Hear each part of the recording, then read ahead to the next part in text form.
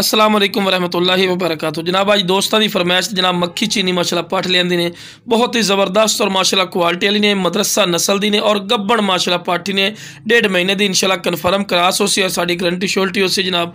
और माशाल्लाह चीज़ चेक कर सकते हैं, माशाल्लाह कन्ना की लेंथ भी चेक कर सकते, चंगे लंबे कान और लंबी गर्दन दे विच। तो लो जनाब तुहानूं विखा रहे हैं कि माशाल्लाह जिन्ना हवाना बना रही है जनाब। और मोटी थणियां दे विच, मोटी थणी का फायदा होंदा विरा के चंगे दुध वाली माशाल्लाह बकरी बनती ने ते खूबसूरत माशाल्लाह चीज़ ने। तो लो जनाब चारा वगैरह खवा के भी खा रहे हैं। तो जनाब 1.5 महीने की कन्फर्म करा से अयालियां को ले आंदी है, तुम चेक कर सकते। उन्होंने पुछल वगैरह बना के रखते हैं। ये जनाब पुछल क्यों बनाते वैसे खूबसूरती होंगी है।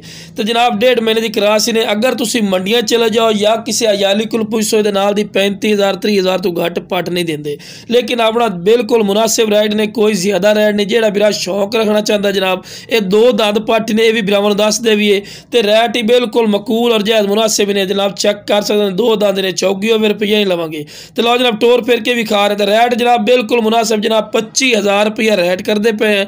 फिर भी प्यार मुहब्बत कर ले जिमें बिरा खुश होए। तो जनाब हुण सब तो कम रेट दिता है। अज तक भाई आखिर बहुत ज्यादा रेट है जनाब, ये ज्यादा रेट नहीं। अजकल की निस्बत तुम चेक कर दो कि मंडियां कितनी महंगी हो चुकी हैं। 2-2 महीने 3-3 महीने की पट्ठ होंगे जनाब 16-16 ते 18-18 हज़ार रुपए ने मिलती हैं। अज जनाब बिरावां नूं 2 दंद पट्ठ मिल रही है 25,000 रुपए की और नाल गब्बन भी ने जनाब।